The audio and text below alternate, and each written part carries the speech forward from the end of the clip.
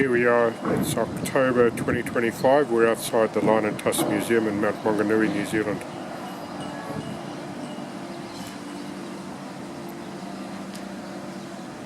As you can see, we've got the flame lilies starting to come up, and the jacaranda trees starting to come into its new foliage as well.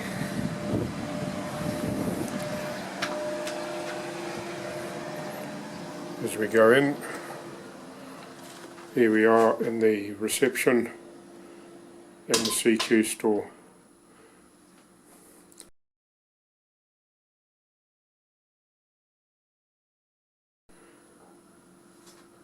So it currently costs us over 40,000 a year, New Zealand dollars that is, to rent this building and operate it, and so the CQ store is one of our sources of income. Our biggest source of income comes from financial memberships. We have over 1,000 financial members worldwide, and we're always looking for more. Support from financial membership is a mainstay for our income. At $25 a head per year, New Zealand dollars again, that's what keeps us running here. So if you want to inquire about it, contact us at the Rhodesian Services Association.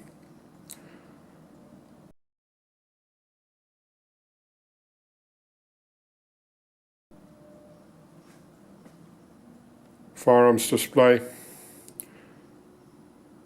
We have a museum license in order to legally have these firearms here. That in itself is a cost every year. Alouette 3 helicopter. This is a bit of a Air Force area here. Got an Air Force display, number of models in there. Above the helicopter, you're looking at the underside of our latest display. There's a lot of models up there as well, vehicles, etc. I'll take you up there in due course. This pilot here, we call him Bill, because it's the late Bill Jelly's uniform on display there. Russell Broadbent,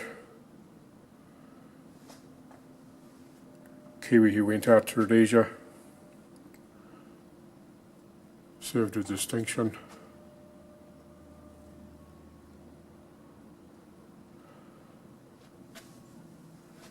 Finch Bellringer.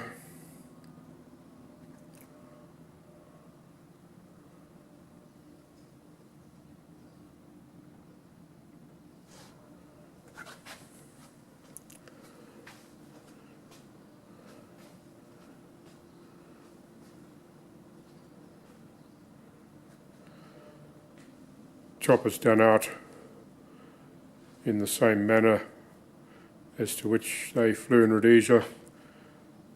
This helicopter was procured here in New Zealand. We recovered the seat because it was a bit falling apart. The helicopter provides a lot of interest for visitors, not too many of them around.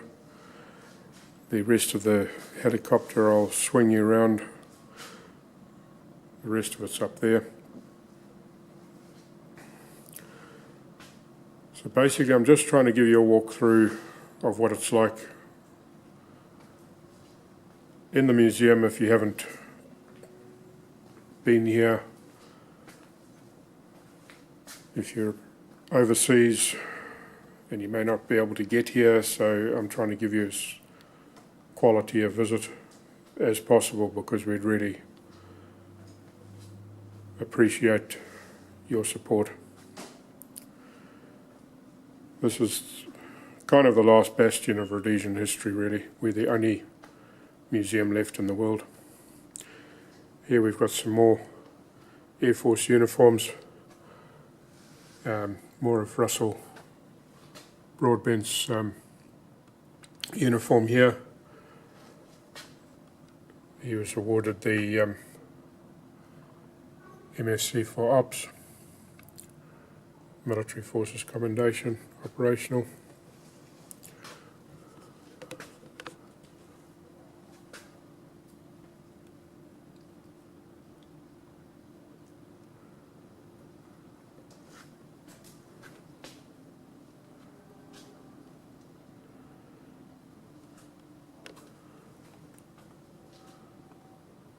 Officer's Mess Kit.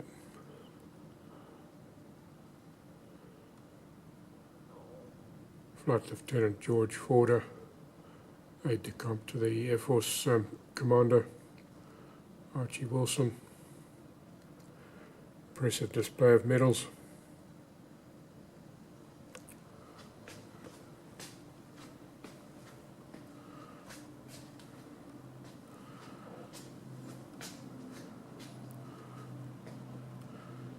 BSAP, Rhodesian Military Police, zipper uniform. Down below there, Royal Rhodesia Regiment officers' gear.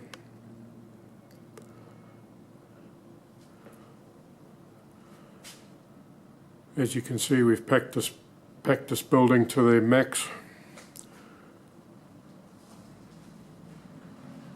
We need more space, so we need more members.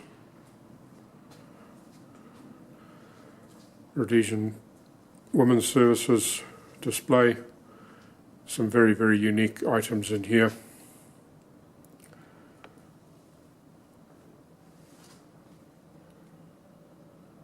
With thanks to Brenda Hill.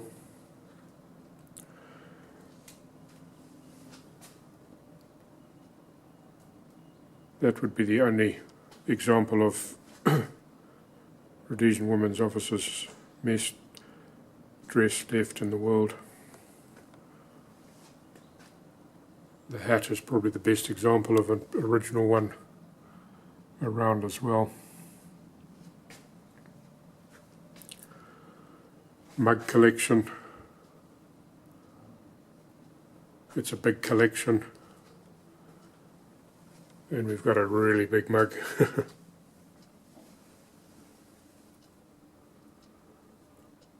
That'd keep you occupied for an hour or two.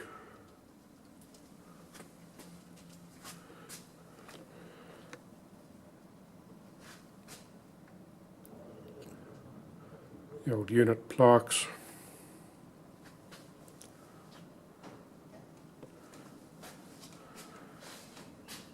A very rare Rhodesian red ensign.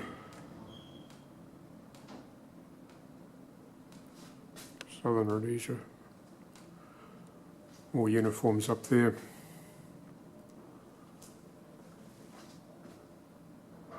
Services Corps, SAS, Rhodesia Regiment, Air Force.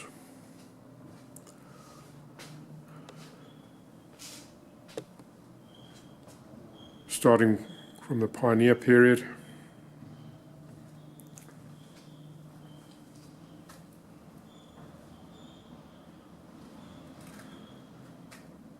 Anglo-Boer War. More firearms.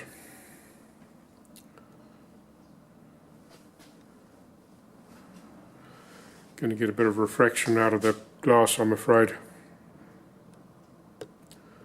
Do my best to try and give you a good view.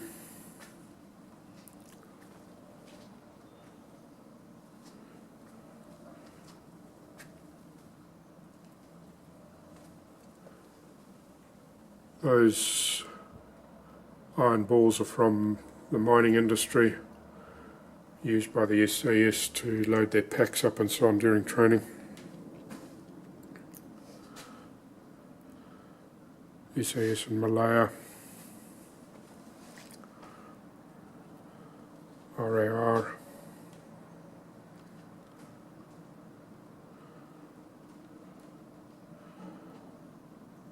we've even got a Gaia stone here. Well, actually we've got two.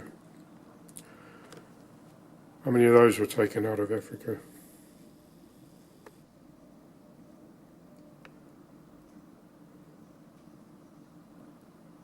Used for grinding maize.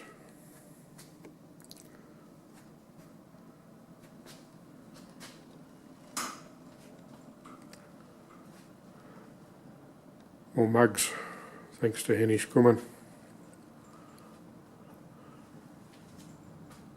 Unusual lamp made out of AK magazines. Over there we have a very unique uniform, one of only 373 sailors who joined the Royal Navy during World War II.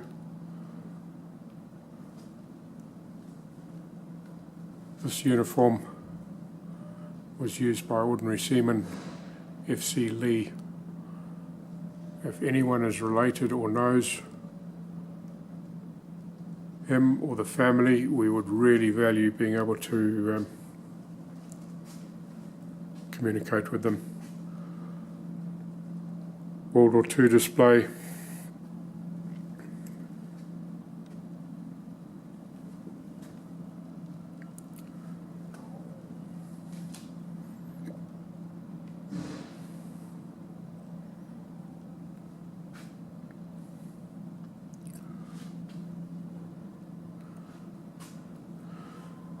Behind me here,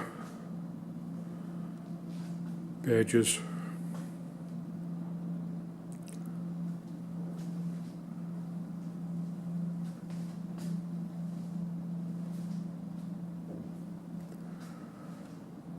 Into this display area here, where we have a video running of a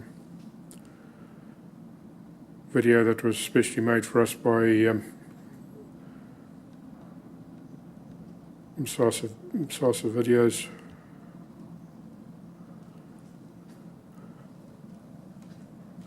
Featuring a documentary that was made by the late Lord Salisbury, who was actually killed making the documentary in Rhodesia. Monitoring Force area, New Zealand captain's uniform, various bits and pieces of donated stuff, including a Bobby's helmet that was acquired. Bobby went back to England without his helmet. Not sure how he explained that.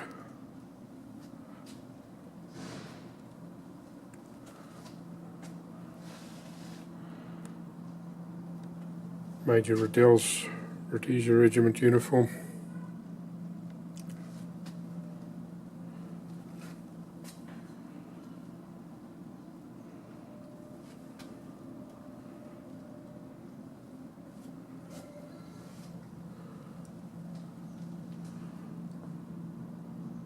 General Wars' hat, which he kindly sent us after he visited New Zealand in 2003.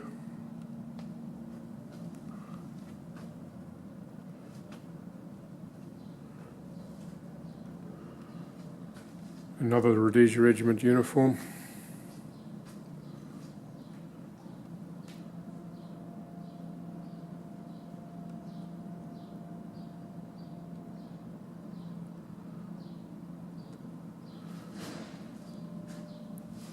Stable belts, custom-made Rhodesian camo jacket,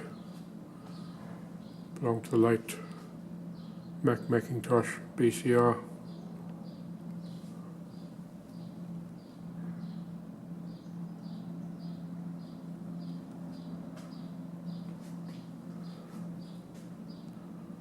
Up there we've got some helmets, a Model G3.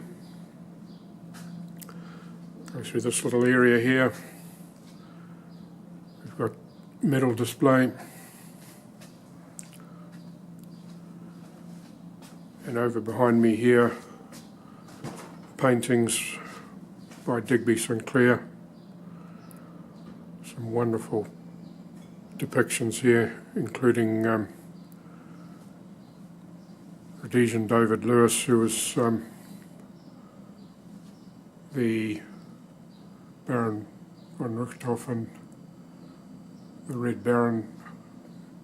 He was his last victim, shot down and captured, returned to Rhodesia, got ambushed somewhere near his farm in 1978, I think it was.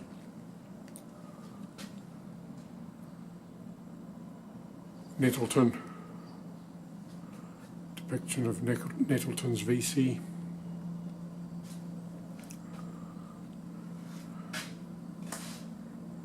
A few flags. Here we've got cabinets containing medals and other uniform items. A mix of civilian stuff as well. We're essentially a military museum, but we've got civilian stuff here. The only thing that holds us back is the space that we have available. With more members, we could rent the building next door, which would be wonderful. It's empty. It's been empty for 2 years. All we need is money to either buy it or sufficient members to cover our costs annually.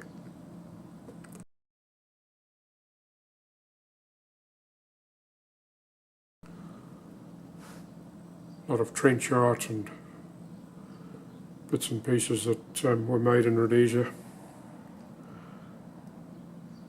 Prison Services corner.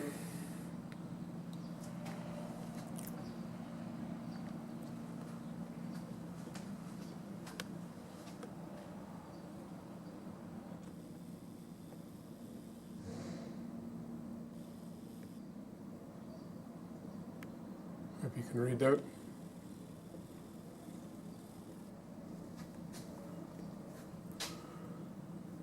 This is a tricky place to film.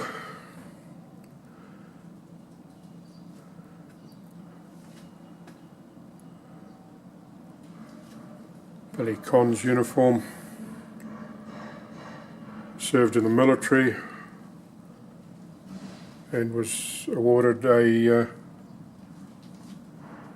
gallantry award from the police serving as a reservist. Couldn't keep a good man down.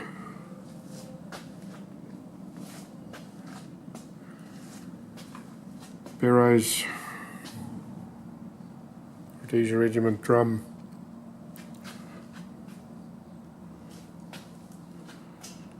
Replica of an MHE. Up there we've got an RAR drum, thanks to the family of Billy Con.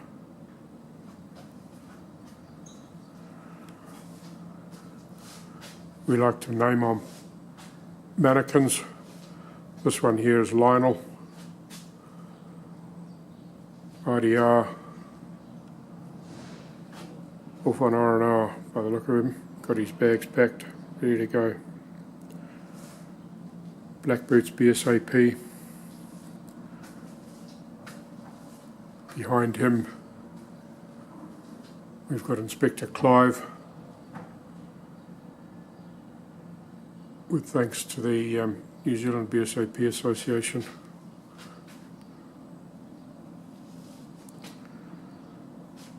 Farmers at War.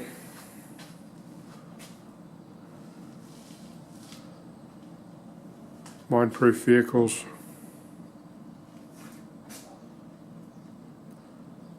African Police Reservist.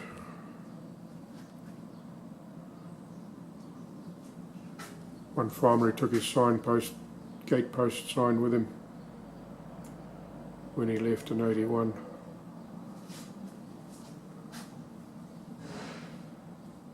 That was a tobacco number.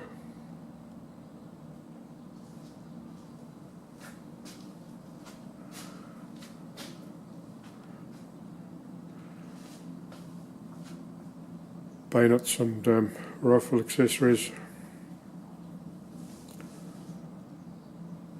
Armoured cars.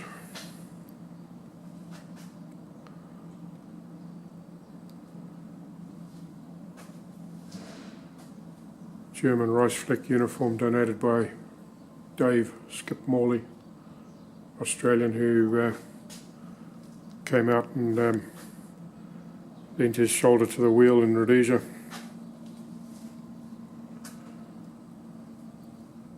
Long-serving serviceman Dave, served in the BSAP in Rhodesia, went back to Australia.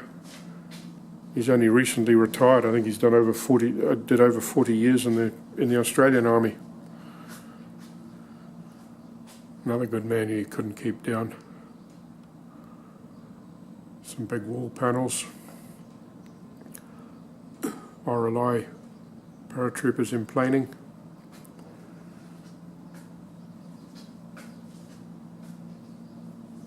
Summary of Ian Smith's service during World War II.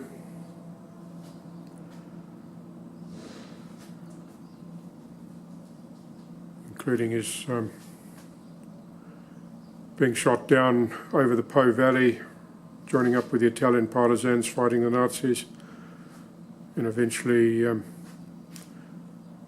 making it out over the Alps, having given his shoes away to one of his fellow escapees. That's Trevor.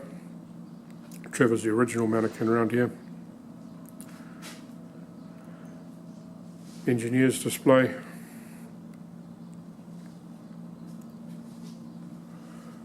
Have a Salute Scout corner there. Here we've got the one of the King's colours given to one of the Rhodesia regiments, the other one's on the other side. Very special items these. Hope you can read that.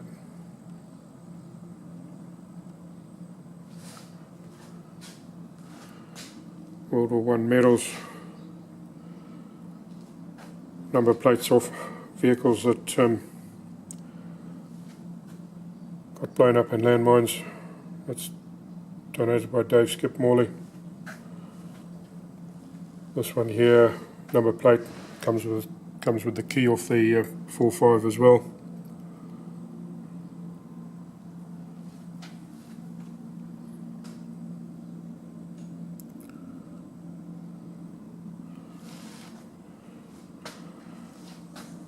Even us fridges used for displays.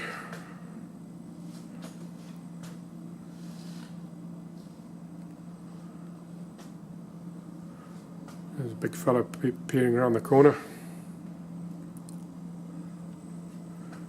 Combat jacket, Guy Percival, New Zealander who came out to Rhodesia, served with the Salute Scouts. Bit of Peter Badcock art.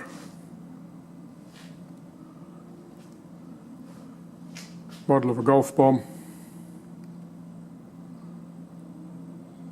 One of our original display pieces made. Various armaments off aircraft. Sneb rocket. Practice round. Model of an alpha bomb. And various ammunitions off aircraft.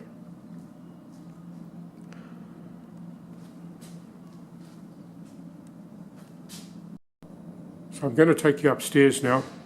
It's going to be a bit creaky. Map up there.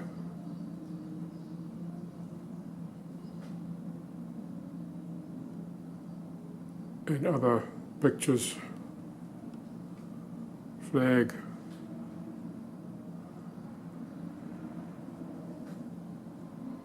static display that we've got thousands of photographs loaded onto it. It just turns round and round and round.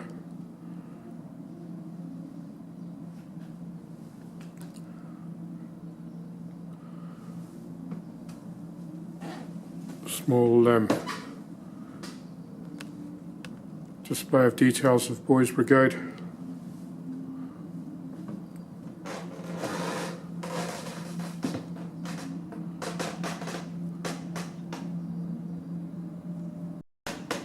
So this is our latest display of scale models that were built and donated by Paul Napier.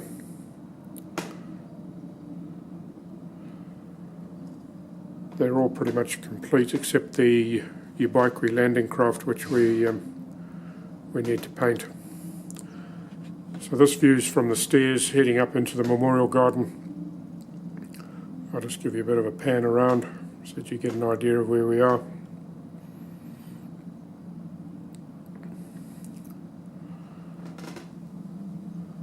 And then up we go into the library.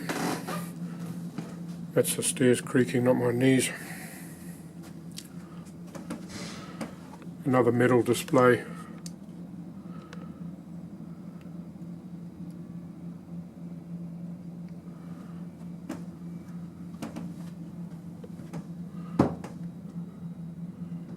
General Shaw's medals, which we purchased.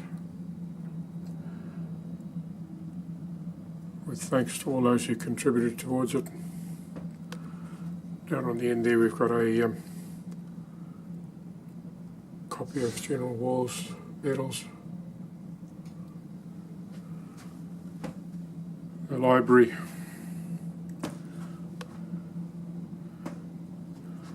That's the Memorial Garden in there. There is a separate video on our channel detailing the Memorial Garden. I recommend you have a look at that to get the details. I'm not going to add any more length of time to this video than necessary. This is a bit of a sports corner here. Kevin Everly's rugby jersey. Kevin played for the All Blacks and Rhodesia.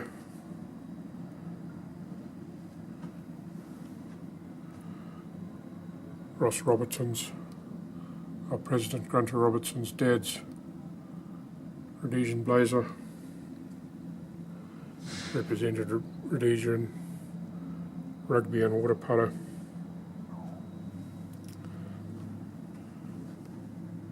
A whole bunch of badges.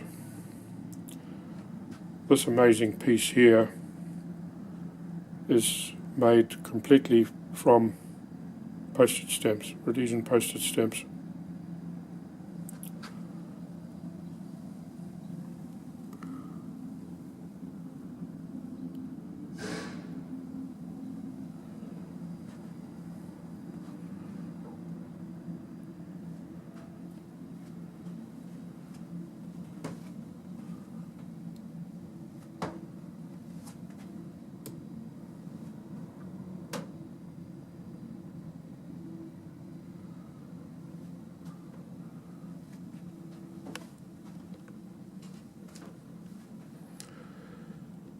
So that's the Memorial Garden. As I say, have a look at the dedicated video of it, which is about 15 minutes, I think.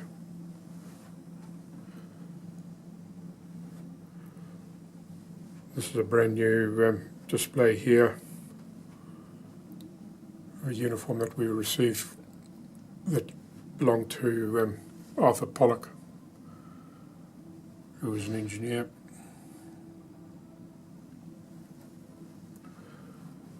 That's him there.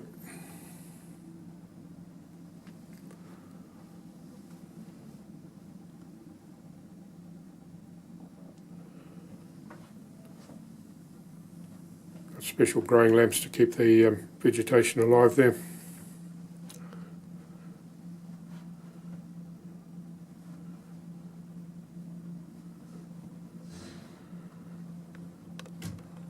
And that there is a look back over the museum below.